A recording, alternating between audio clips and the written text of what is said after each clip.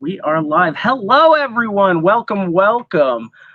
We have some early birds here. The Falcon General, Yam Tom, Jawad, all great people, all regular viewers. Thank you.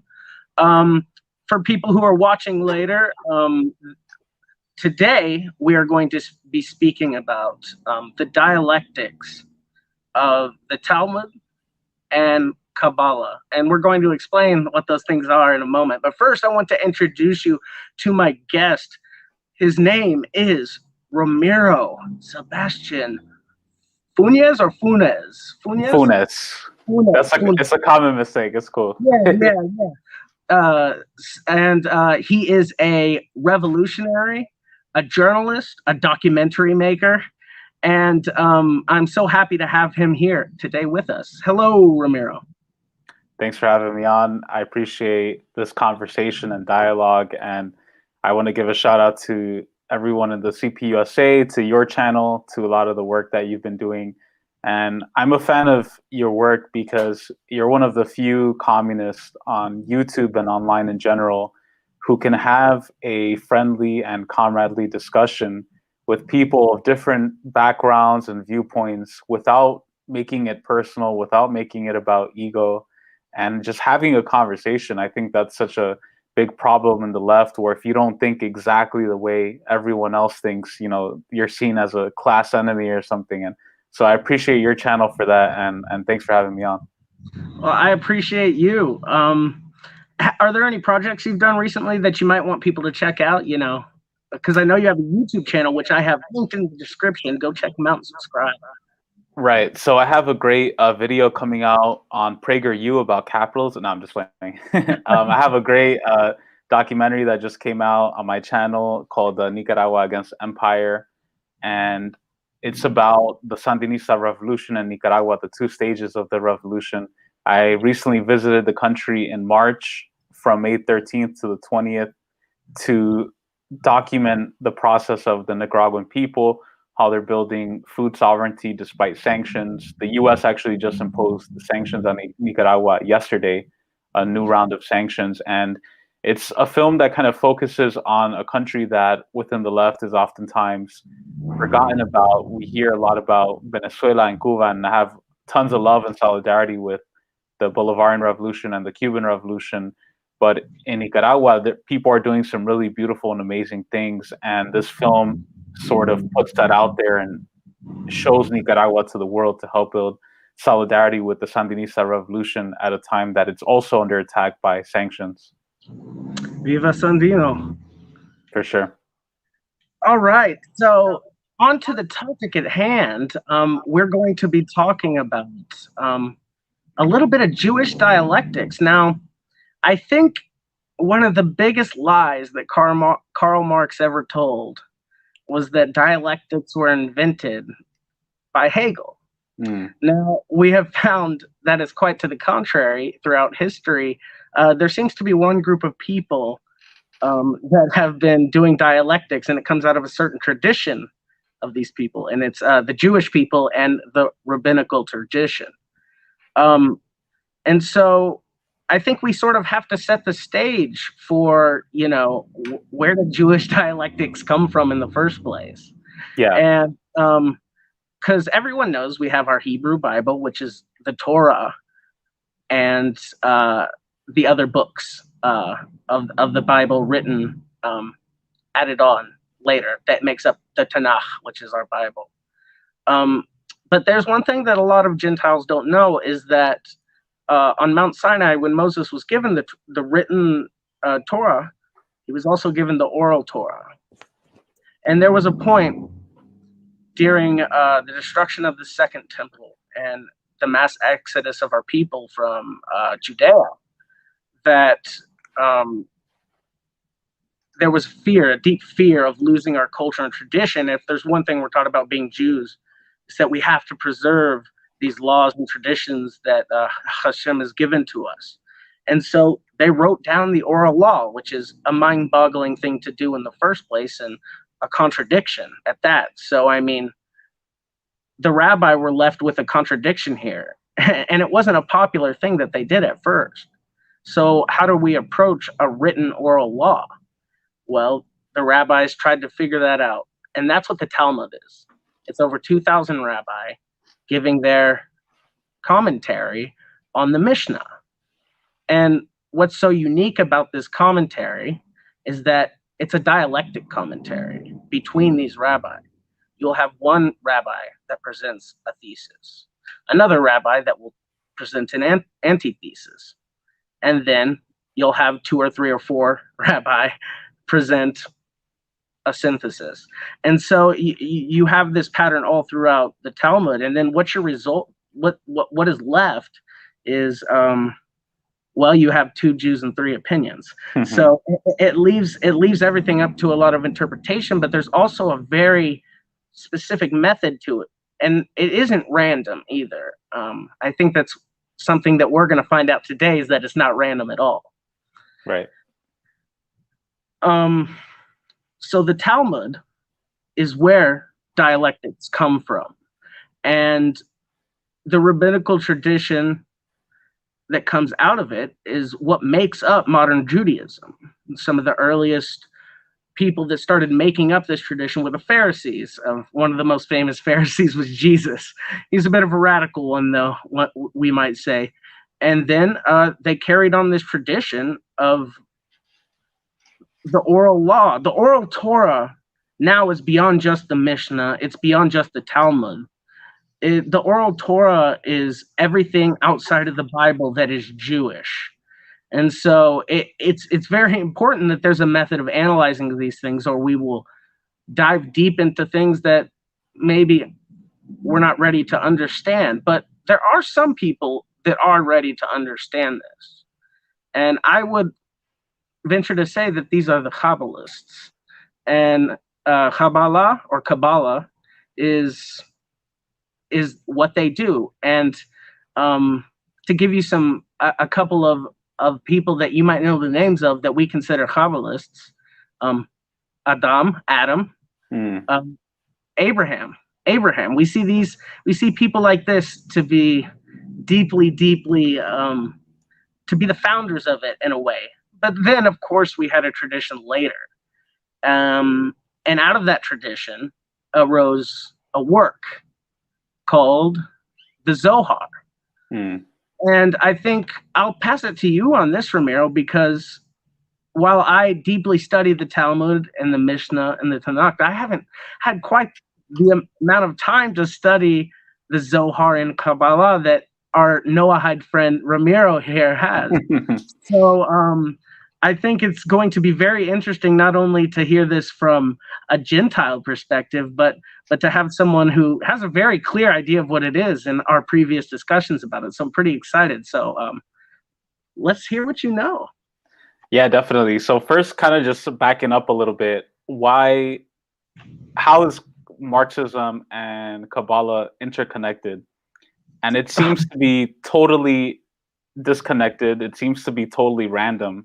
It seems to be totally off topic, but it's very intrinsically connected for its method of ontology and epistemology in philosophy.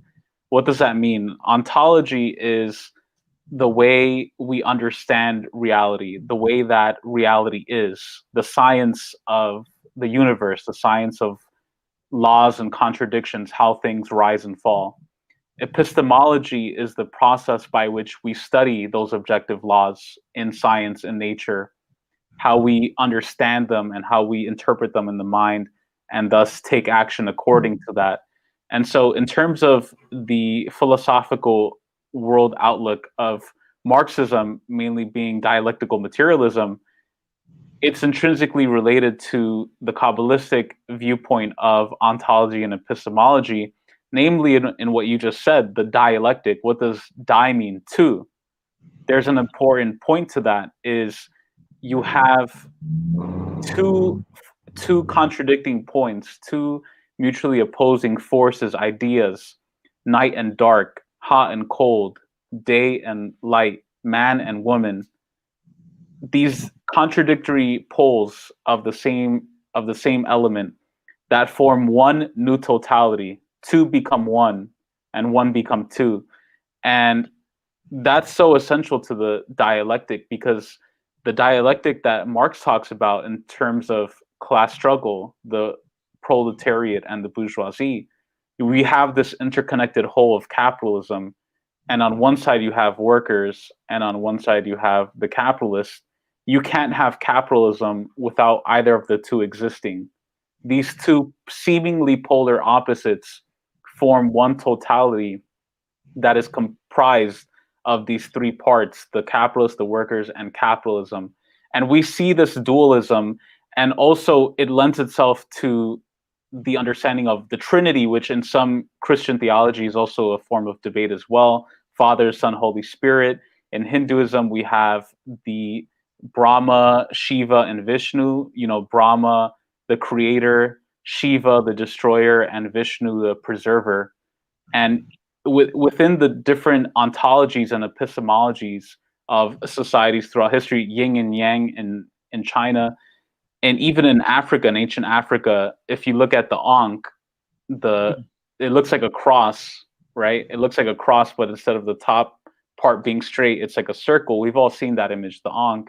That is also a dialectical contradiction in itself, which represents the union of a woman's reproductive organ and a male reproductive organ, the vagina and the penis, forming one totality of life. And the Kabbalah, central to the Kabbalah, is the tree of life, which also incorporates these two seemingly contradictory elements that form one totality. And so that's the kind of the mindset that we have to approach this topic is, again, Marxism is not a religion. Marxism is not a dry set of beliefs that we have to just blindly read, repeat, regurgitate, and remember. It's a way of understanding reality. It's a way of understanding the dualistic and tripartite nature of reality, that two seemingly disconnected things form a new totality, and that new totality, the synthesis, then becomes the thesis in a new contradiction. And that same legacy is maintained in the history of Kabbalah, the Zohar, the Talmud, where the conversation is formatted as like meeting minutes. If you read the Talmudic literature, if you read Kabbalistic literature, it almost kind of reads sometimes like meeting minutes of a discussion. You know, Rabbi Akiva says this is this. You know, Rabbi Shimon Bar Yochai says this is that, and they came to this opinion. And so it's a collective. But it's not just one person telling you this, believe this. It's two people literally coming to an argument, having a conversation, a debate, a battle of ideas, and a new greater idea coming out of that. And so that's kind of the central unifier between Kabbalah and Marxism. And that's where Marxism, the Hegelian dialectic, the Marxist dialectic, is rooted in that philosophical tradition. Yes, absolutely. That's completely true. And, you know, you look at Marx and the way that he talks about Jews and Judaism in general, you can tell he's a product of his time, a product of assimilation, a product of and liberal enlightenment. And he had an aversion to it, but you can see that no matter how far away he tried to get from his roots when it came to his faith, he returns back to it eventually. Because you know, which is completely different to his other compatriots that were out of the young Hegelians, which is a very unique position. And I also want to point out that a lot of these, like you said, these rabbi talking back and forth to each other, a lot of them come to a synthesis, but this synthesis that they come to will then have another rabbi maybe 100 years later will be like, well, then here's my antithesis. And so, you know, you have this ongoing dialogue within Judaism, and I think we can parallel that to dialectical materialism. It's an there's no essential qualities to anything. Everything is in motion. Everything is subject to change, except for one thing. You know, what do we know is a constant throughout history? It's class struggle. What do we know that is constant? What is the truth? What is what we are looking for? It's God. So I want to ask you, like, oh, what is the tree of life, and what does this mean? Like, how does this help us understand anything? It looks like a bunch of hocus pocus stuff. What is Right. Right. So maybe we could pull up the image. So basically, the tree of life, the Kabbalistic tree of life that we're looking at, this is a way of understanding the language of creation, or how things develop in society and the world. Going back to what we were talking about in the beginning about ontology and epistemology, we can observe certain patterns in the universe, in society, in nature, the flow of matter, the flow of motion, the flow of creation, the components of life and the universe. For example, what we're looking at now with the tree of life, this is in esoteric literature, in Kabbalistic literature. This is what many Kabbalists say are the different components, not only of human beings, but of the universe itself. Yes. We see the 10, what are called the Sephirot, which are the 10 vessels or the manifestations of what we'll just colloquially call God in this conversation, which has different names. And so there are 10, those circles that you see are called Sephirot, or 10 vessels, or 10 components that are included in each element of creation. And the number 10 is important because we see this throughout history as being central to numerical systems. For example, 1 through 10, and then 10 begins a new series, right? The number 1 and the number 10 can be the same, represent the same set in a new series. Like, for example, if we look at the metric system, meters, kilometers, and we see the different units of measurement that are based on 10. We also understand that within the number 10, there's a lot of numerology that plays a big role in terms of creation. So, for example, if the image we're seeing right now, right, we see number 1 on top of those lights, those lines that are coming down. That represents the initial act of creation, or Ein Sof. Ein Sof meaning no limit, right? That's a really good way of describing it that I heard from a rabbi. Okay, so I mean, how is that everything coming from 1 at the top, God? How does that become everything unique that we see in front of us here? And so imagine God projecting a light down, and we're at the bottom here, and we have the light of God on us. But in order for God's light to be transformed into what we see here in front of us in the temporal world, there's actually other non-material worlds above us. And every time it goes through one of these sections, it branches off and multiplies and gives meaning to things more and more. And then it all comes back to us. But through that logic, that means that if we can map out how the light comes down, maybe we can figure out how to understand what's further up. Right, exactly. And even looking at this diagram, right, again, this is the Kabbalistic tree of life. You'll see 3 columns, a left column, a central column, and a right column. The left column, it says Abba, which represents the divine masculine, and the right column, which represents the divine feminine, Amma. And those words, Abba, Amma, go back thousands of years in terms of describing the divine masculine and the divine feminine. And so let's go a little bit to a bit of Jewish history here. Yeah. So don't think of Adam and Eve in the Christian sense. We don't believe in original sin or anything like that. Mm-hmm. So Adam was, of course, the first living human. But he wasn't just a man in the beginning. he was a combination of man and woman. And it wasn't until he took the feminine part of himself and separated it that his wife Eve was born. And that sort of comes to this idea that they were, before they came down to this level, they're separating more, like the idea of God's light separating to make all these distinct things. And so this also goes back to the dialectics, these things that were in contradiction. What do they make when you have a biological male and a biological female? What can you do with this?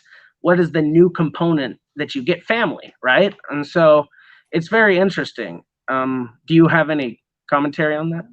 Yeah, definitely. And even just elaborating a little more on the tree, because it really took me a while to really understand what this meant. First of all, it's interesting to know, just as a side note, for anyone who's watching, take a look at a map of Washington, D.C., and you'll notice that the layout of Washington, D.C. has a lot of similarities to the Tree of Life, because this understanding of the Tree of Life transcends Kabbalism. It's studied by a lot of esoteric societies, people who want to learn about the secrets of history and the universe. Gnostics, Sufis, even Christian Kabbalists, and there's different components, right? So again, we have the 10 Sefirot, which are the 10 circles that you're seeing, and each represents a different quality or manifestation of both the creator and the created. So you'll see in that image, you have the first one at the top, which is Keter, the first Sefirot, Keter, which means crown, which is the first receptacle of light, or the first receptacle of creation. And then you have Chokhmah. In this case, the tree is kind of reverse. So Chokhmah is on the left, and then you have Bina on the right, the divine masculine and the divine feminine, the mother and the father. And in astronomy, these are represented by the planets Jupiter and Saturn. Bina represents Saturn and represents the mother. And it's interesting to know that it's the planet that at the time of ancient societies, ancient Egyptians, the ancient Arab societies, the ancient Kabbalists, Saturn is the planet that is the farthest to the visible eye. So you have people in ancient societies who were wondering what lies beyond Saturn, what lies beyond the mother. And this is sort of a layout of that. And the different Sefirot represent different planets as well.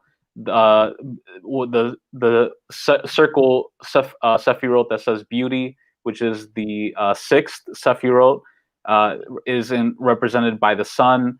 And then you have the bottom one, kingdom, which represents earth, or this is like the material world. So in this tree that we're looking at, there's different components, right? You have up and down. So the more up you go, the more you're in the mind state. And the more down you go, the more you're in the body or the material state. And that's why the last one at the bottom, Malkuth or kingdom, the world of action, is the material world. And I found this really interesting because I was reading a book about MK Ultra and LSD and drugs and the impact that drugs have on people throughout history. And I got into this one chapter about the origins of LSD and Nazis, how they were experimenting with drug use on people in concentration camps. And the Nazis were really into studying the effects of drugs, and Bayer, all these huge pharmaceutical companies.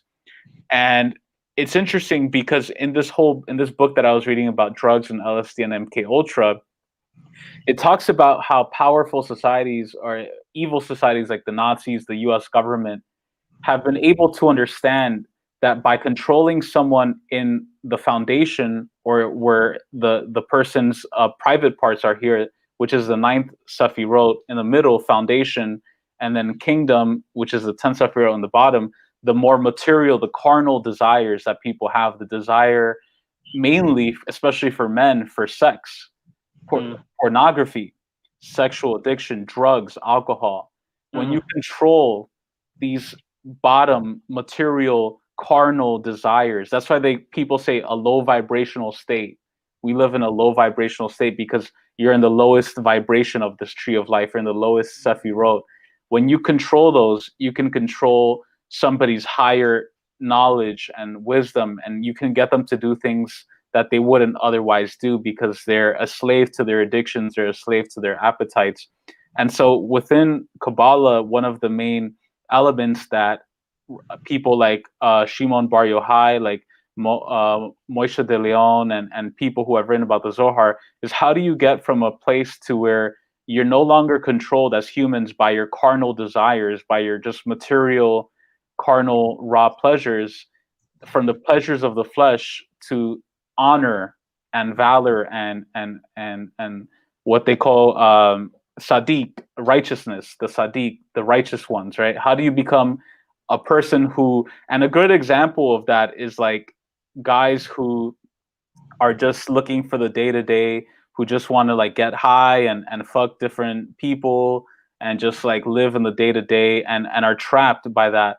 Or people who want to seek something higher. They're not controlled by the lower temptations. They're controlled by honor and a higher value. And so this is also what the tree represents, is moving. And that's why you see the different attributes of and within the tree of life, victory and glory and kingdom, which are not necessarily bad things, but they're kind of associated with the ego, right? They're associated with what people want in this material world, to be right, but not to be truthful. But as you move up in this tree of life, you start going to wisdom, Da'ath, which is the 11th. Some call it a Sefirot, some don't, which is where the guy's head is in this diagram. And there is a sect of Hasidic Judaism called Chabad, Chabad Lubavitch movement, and Chabad is an acronym for Chokhmah Bina Da'ath, which is the top three of this Sefirot, which represents wisdom, and all culminate with the mind, with having mind over body. And so as dialectical materialists, as Marxists, it seems kind of counterintuitive to us to understand it this way. But in reality, it actually makes sense a lot, because it talks about being able to control yourself, being able to have a higher ideal, a higher purpose in mind, and being able to leave behind any immediate carnal, short-term impulsive behaviors aside in the lower realms, and being controlled by what's above and not what's below. And that's another symbol or symbolism that you'll see a lot in this conversation, is as above, so below, the above representing the good, the below representing the bad. And so simply put, a lot of the knowledge that is embedded in the Zohar and the Tanya and the Talmud and the Kabbalah about understanding, because a lot of it's psychology, a lot of it is like, this is reflected in so many different aspects of sociology, is understanding how this knowledge of the components of creation can be used for good or bad, how trauma can unite people or it can be used for horrible things, how fear, how anxiety, everything in life. And so I just, I find it really fascinating to study, Yeah, either the high road or the low road, as they say. And this goes on to another point that, trying to move beyond these worldly addictions. I mean, people often say, but wait, Kabbalists are all about enjoying themselves, having pleasure, and getting into a euphoric state. And well, yes, but you have to understand that this isn't done for pleasure. This is done for the specific purpose of, understanding a higher level than where they are. And sometimes our mind on its own isn't enough to understand these things. And I know to a lot of people, it's like, well, this sounds like hocus pocus magic. Yeah. Well, I just want to point out that this hocus pocus type of magic, in the form of Sufism, invented modern mathematics. Right. And that's what gave us the Arabic numbers, of course. And also the alchemy practices that they did led to the modern scientific method. And we all know that during the Middle Ages, before it was sacked by the Mongols, that the Middle East was, and specifically Baghdad, was a center of scientific progress and things like that. And one of my Jewish comrades likes to refer to science as the tree of knowledge. And the only way we ever accessed it was through very godly and, dare I say, magic ways. So I know this is going to make a lot of people angry, but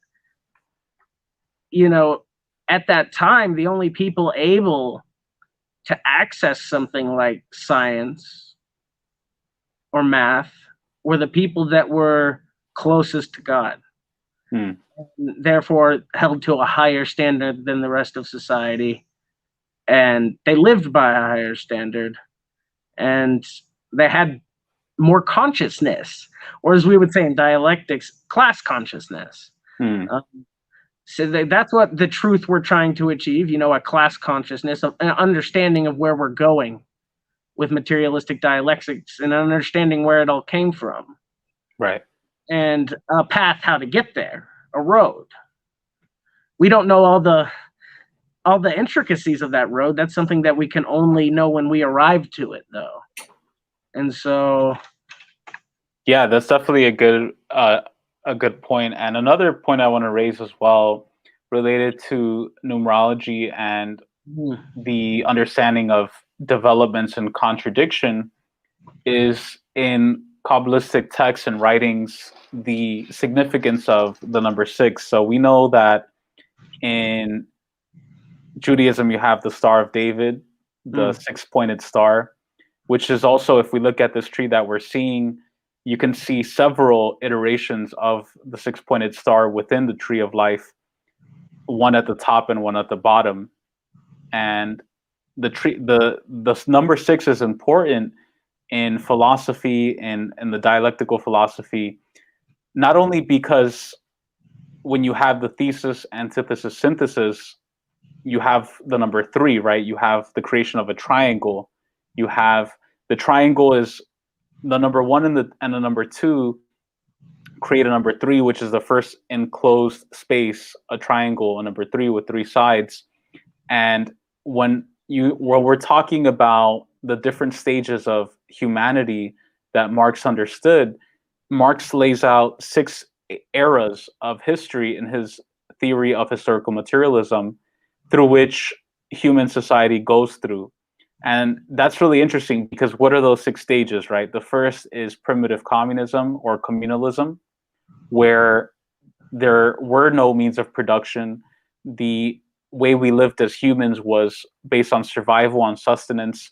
It was almost like communism, but it wasn't at the same time, because communism is based on abundance, on advanced means of production, technology, but there was no class society. People lived equally, people lived tribally, on the same page.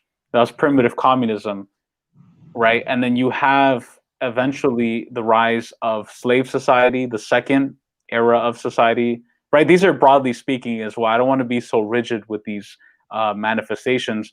The third being feudalism, the fourth being capitalism, the stage we're currently in now.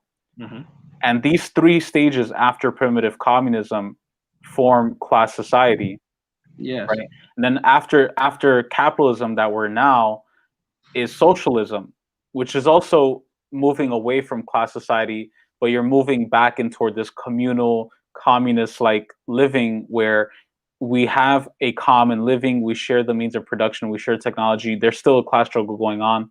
Right. And then finally, the contradiction completes itself when we reach stage 6, which is communism or full communism, which is similar to primitive communism, number 1, but is on a higher and new level. And if you're looking at, again, a 6-pointed star, point number 1 is also point number 6, and so it's on a new and higher level. All that is created, that is dissembled, comes back to the creator. What is created comes back. Even if we look at the continents, right? Pangea, all of the continents were one united mass that split, but eventually, as we're learning in science now, a lot of these continents are shifting and slowly moving back together into one. And so the motion, right? That's how we, in philosophy, we understand motion, that everything is constantly in motion, that one totality will split off and shatter like vessels, and then we'll recombine again to the source. We'll come back to the source on a new and higher level. And it's interesting that even if we look at different symbols in life, look at a fossil, for example, it takes the shape of a spiral. If we look at different elements in life, if we look at flowers, they take the shape of a spiral. The Fibonacci sequence, these patterns of creation in life and nature and society that are based on the numerals 3, 6, 9, and 10, which are, this is all knowledge that comes from occultists, from Kabbalists, from Sufis, from different philosophers. And these are the people who influenced Hegel and Marx. And I think it's interesting because it's very rarely talked about. And it seems to be kind of non-related or whatever. But it's, for me, as somebody who's a student of Marxism, a student of philosophy and Leninism, I want to see the source. Like, I want to read what Marx was reading, and then I want to read what that person was reading, and so forth. And it leads you back to a lot of these texts. And it's even interesting to note as well that within the first newspapers of the Bolshevik Party, Iskra, which means a spark in Russian, spark in Kabbalism and Judaism represents something really interesting. That's where the term the divine spark comes from in Genesis, where God says, let there be light, the divine spark. And if we look at the tree, if you descend from middle, right, left, and then right, left, right, left, right, left, down, it forms like an actual spark. Right? And that's where the symbol of the actual electrical spark comes from. And so it's just interesting to know these things. And I think Lenin, reading back on Lenin's propaganda and a lot of his writings, I find it really fascinating because, again, who was his audience at the time, right? We're talking about early 1900s Russia, Eastern Europe, the border of Belarus, Russia, Ukraine. This is the area known as the Pale of Settlement, where you have a large community of Hasidic Jews, of Orthodox, the Misnagdim in the north toward Lithuania. And at the time, they were an oppressed community in a area that was very segregationist and racist, and they were the pogroms that were against them. And so, but the one thing that united them on a working class level in what they call the shtetls, and in which are the communities, the small villages where they live, the small poor Jewish communities, they used what existed in Zoharic and Talmudic literature about the divine spark and used it in a revolutionary way for the newspaper Iskra to represent the revolutionary spark that would reunite people. And so it's interesting. If you really look deep into the history of Marxism, there is a lot of elements of this that are embedded into it, but you have to look deep and you have to look very closely at this. And it's just really fascinating. So I want to back up a little bit to the beginning of man and the origin of the names of things and words and letters and why they are that the way that they are, or so as Jews believe. Yeah. So God brought his creations one by one to Adam, and he asked them, what is the name of this? And Adam knew the names of them. He knew the names of them, not in the same way that I call water water. No, that's just a symbol for water that we've used. Like, these are he could see the literal Hebrew coming through the different lenses of and prisms expanding out and coming back together. And that's like from God the true names of things. And Adam knew this thing. Well, how could Adam know that? How could Adam see all the way to the source? Because it says in the Bible, and Christians don't really know about this, don't really understand what this means, is that it said Adam could see across the world. And it doesn't mean that Adam could see from Jerusalem to LA. Yeah. You know, it meant that Adam could see from his world to the next world, to the next world, to the next world, until he reached the source of it. And that's also, creation came back to him, all the tools of because humans are, we create ourselves. This is what's unique about humans. God gave us our bodies, and he made our bodies, and he made our minds and our souls. But we, as humans, were the ones that shaped them and made them unique vessels. And Adam was the start of this. Before Adam was primordial man, primordial human, and from them you can see as he has more children, and humanity starts to expand and expand and expand and branch off more and more through a lens. But we, all of us, every single one of us, still have that breath from God inside of us that he gave every single one. And so we're all connected to that original source, right? To the primordial man, to God.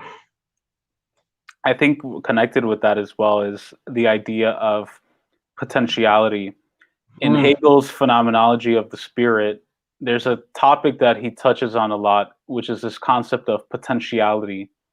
And we see throughout nature that everything from flowers, plants, trees, starts off with one single seed, this kernel of life that eventually blossoms into this huge tree or this huge entity with many components, but it all begins from one source, one grain.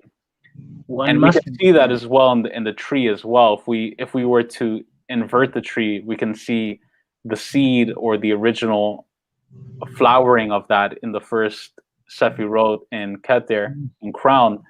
And a lot of that goes into the concept of what is a totality, that within one totality, we have different components inside of that. We have multiple realms and universe that exist within one entity. What's an example of that?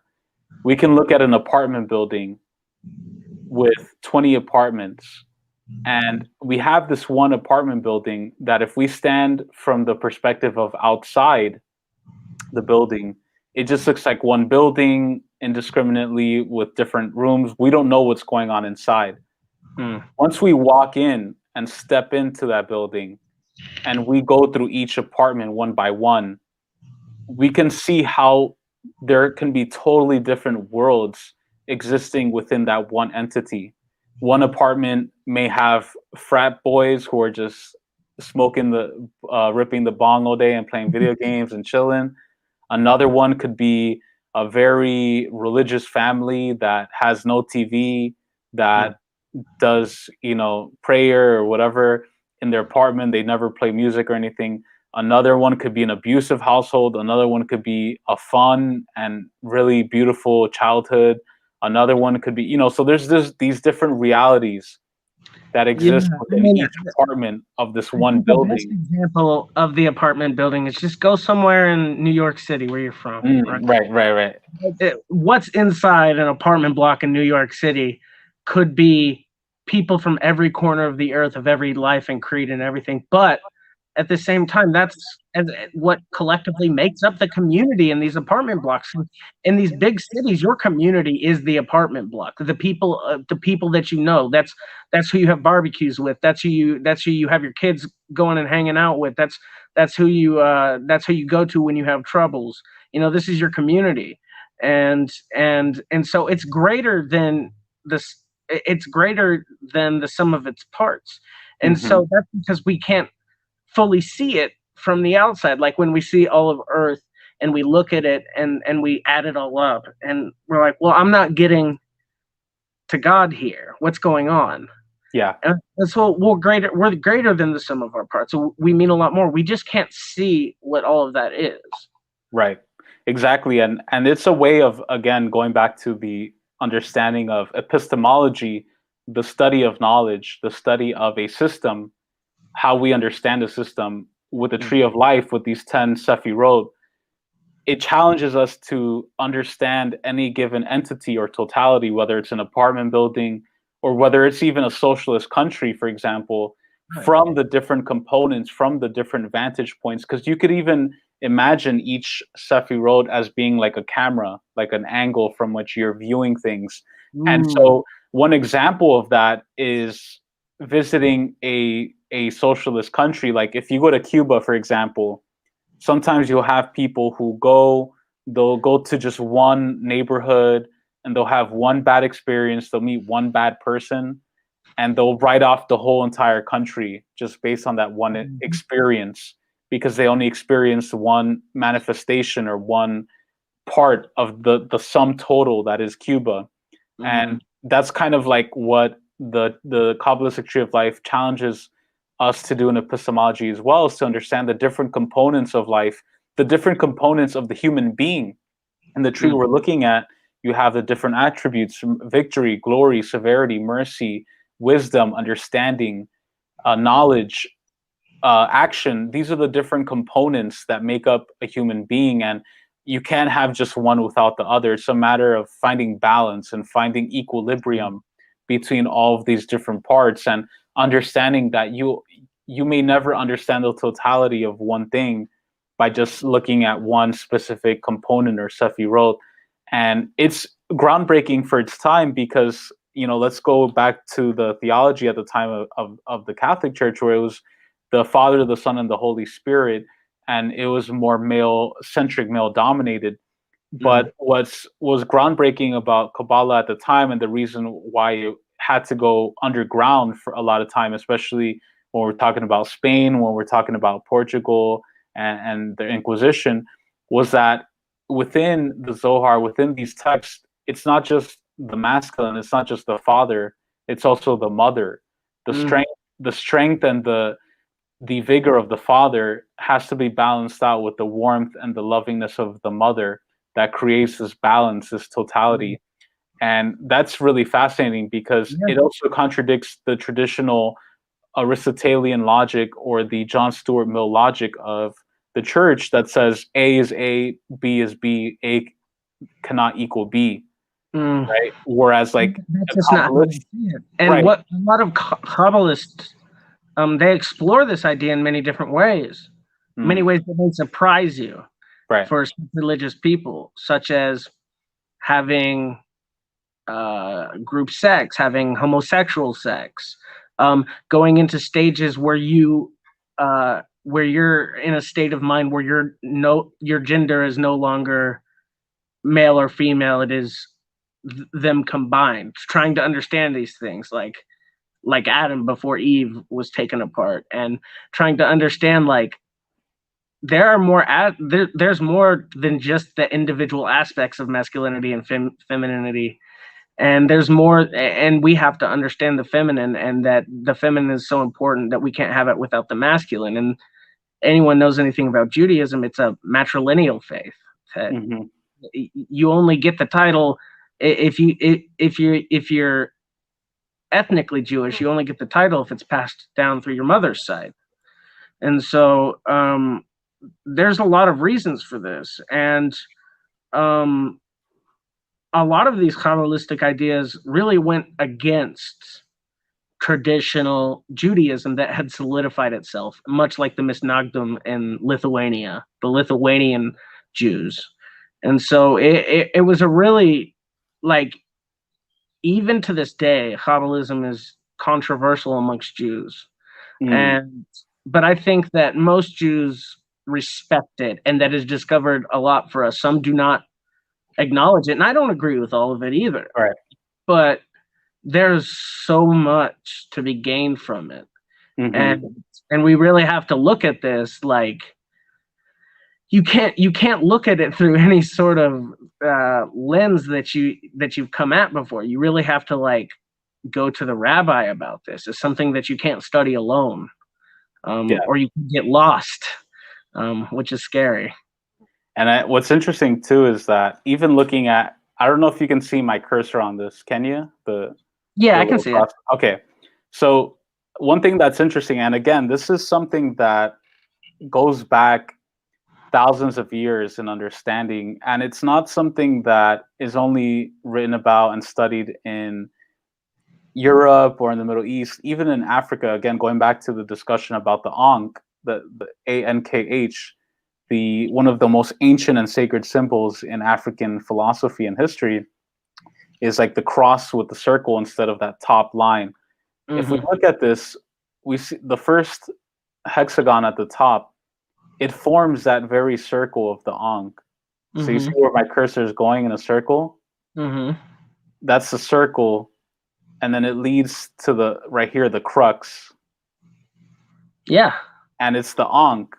It's a different manifestation of the Ankh, and this represents the union of the masculine, the foundation, the male, the phallic symbol, with the womb of the woman coming together and forming a new totality that incorporates both. And it's something that I think is important to mention as well, because it's not necessarily knowledge that's specific to a certain geographic region or time period in history. This is knowledge that has been passed down for many years. And even if we look at this tree in a three-dimensional form, it forms the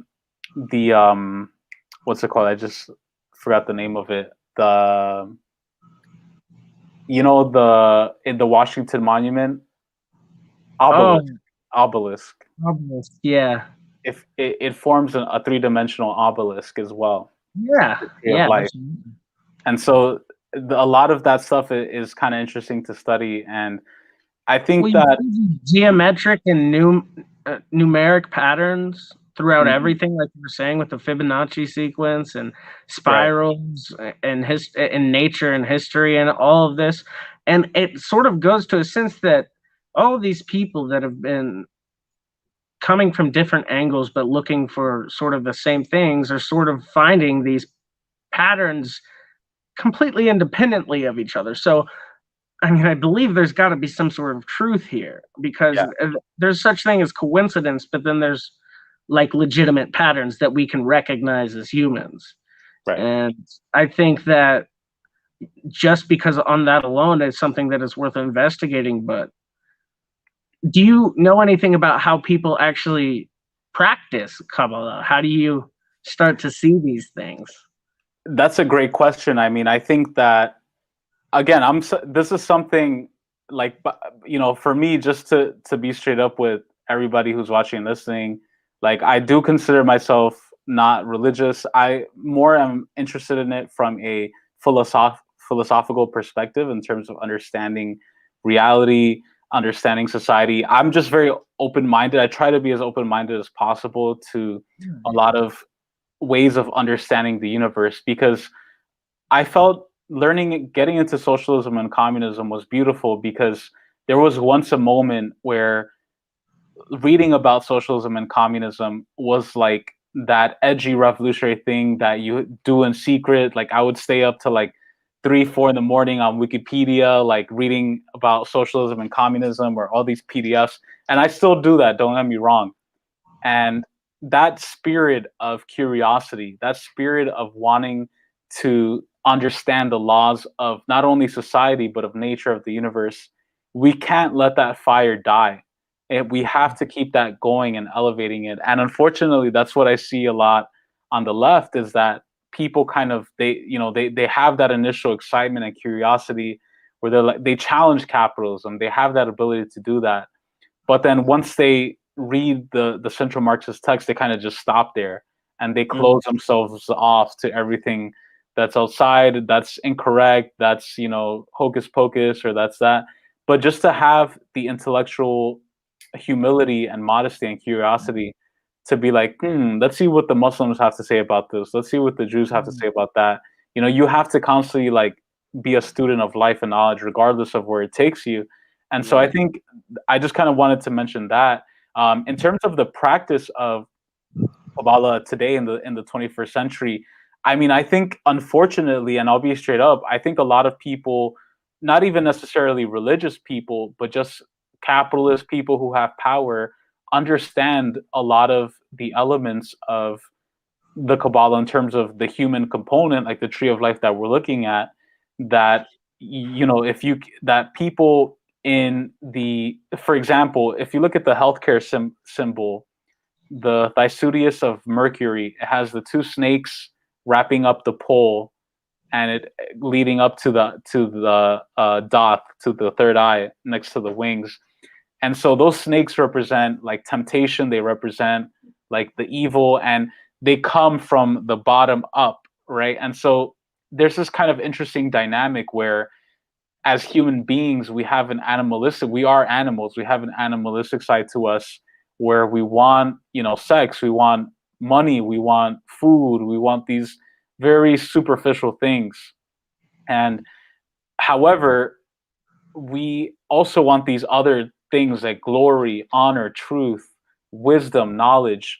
And a lot of times those two sides of our being are in contradiction with one another.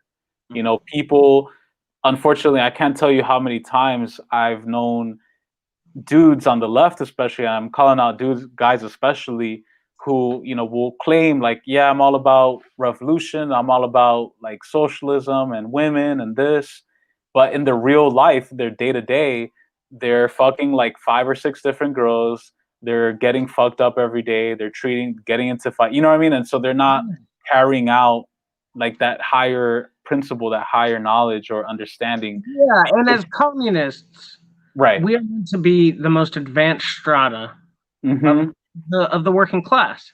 Right. And we are to be held to the highest of standards. These aren't standards that we're setting for everyday workers that are alienated by capitalism and live under false consciousness of the cultural hegemony of the ruling class. We're talking about revolutionaries, because when you're a communist, you are a revolutionary. You're a professional revolutionary. You're not a communist if you just read some shit. Right. You're not a communist if you agree with communists. You're a fellow traveler, but you're a communist through your actions. Exactly. The same way that you're a Jew through your actions.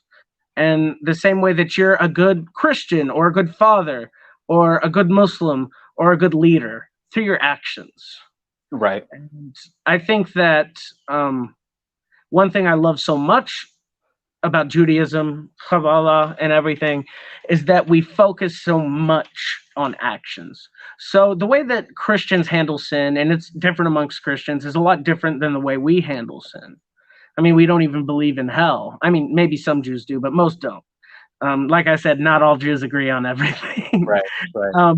But as I understand it, God, we didn't need someone to die for our sins. He didn't need to send a part of himself to die for our sins. He gave us from the very beginning shuva, which means repentance in Hebrew, the ability to do actions in the real world, material world, in our community, our family, our temple, our school, or at our work, to repent for what we did. We do something in the real world. We don't beg for forgiveness. We don't ask for it. We do. And I think that if you look at people who are into dialectics and have used them throughout history, they've been people of action many of the times. Yeah. Communist, of course. Hegelians had ideas about changing the world, and not Hegel himself, but young Hegelians. Right. Hegel himself thought Prussia was the end of history, which was goofy.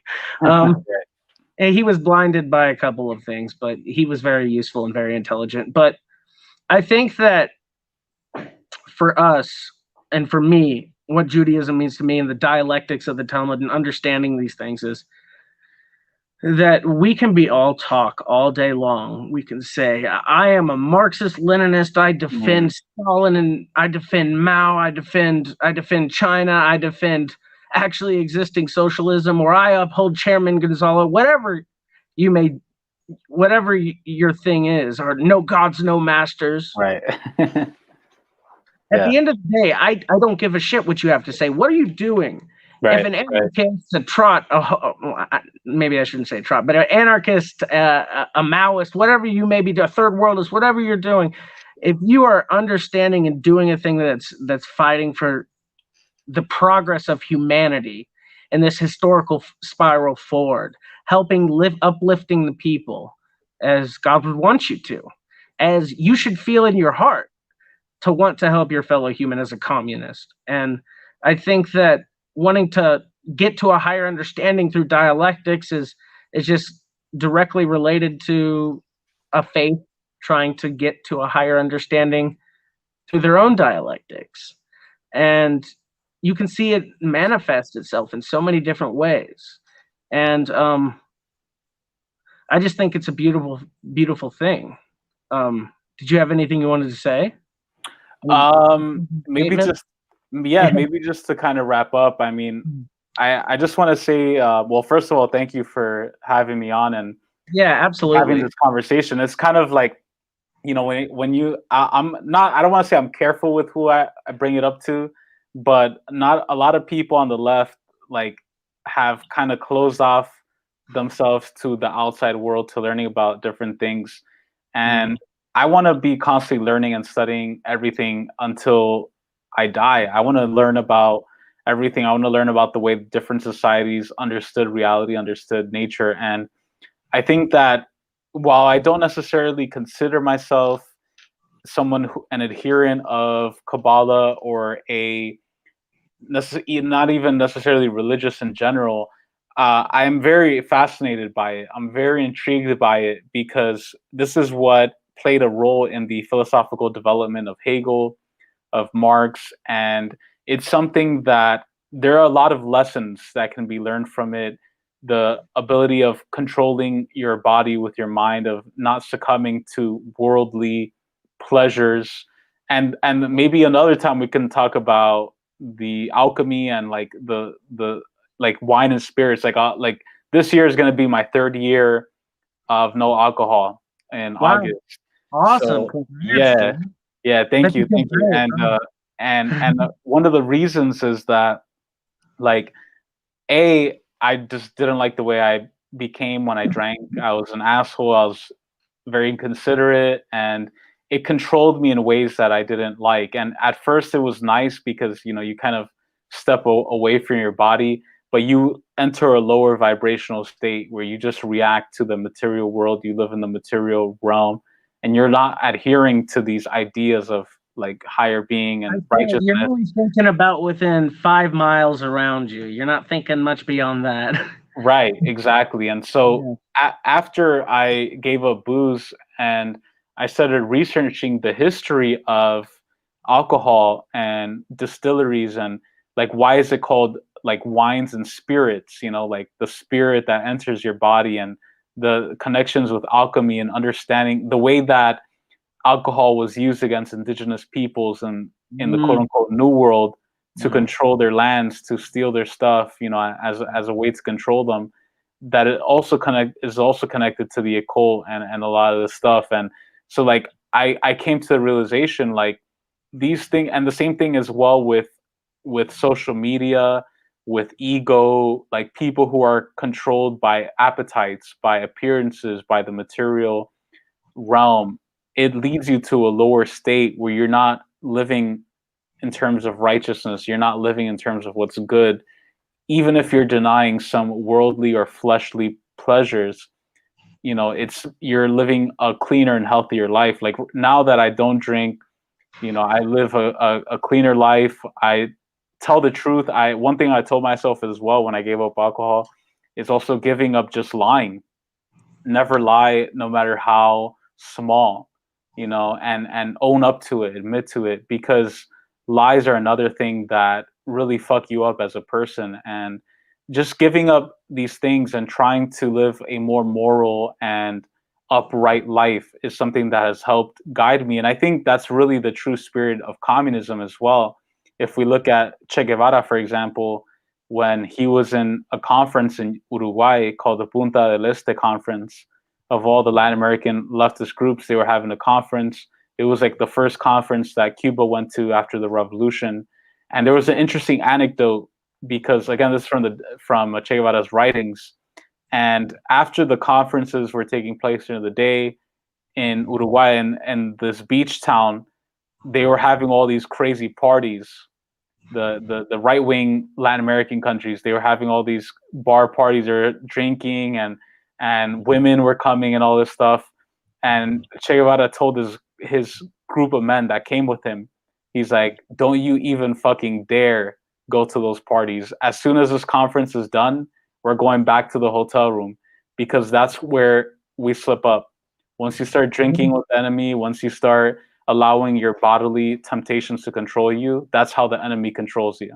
Mm-hmm. And he understood that, and those are lessons that we can take from the breakdown, the manifestations of the human being and the personality, the mind over body, and the Kabbalah. So, it's all interconnected, right? Absolutely. Live like the upright man, like Thomas Sankara, you know? Right. Sadiqim too. Yeah. The righteous ones, yeah.